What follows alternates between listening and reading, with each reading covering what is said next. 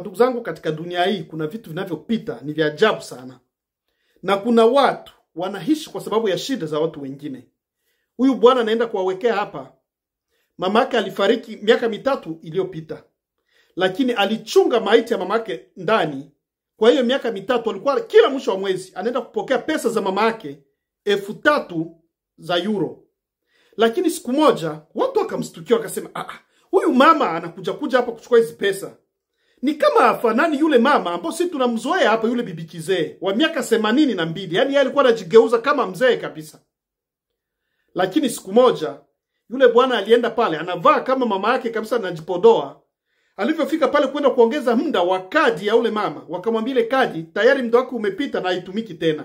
Yule bwana alianguka pale. Alivyoanguka kuja kuangalia hivi ni mwanaume na sio yule mama yake. Muda wa miaka 3 anakula pesa mama yake.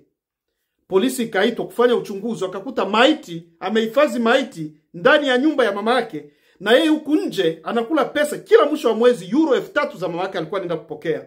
Hayo ndio maisha ya watu wengine wanaishi, ndugu yangu.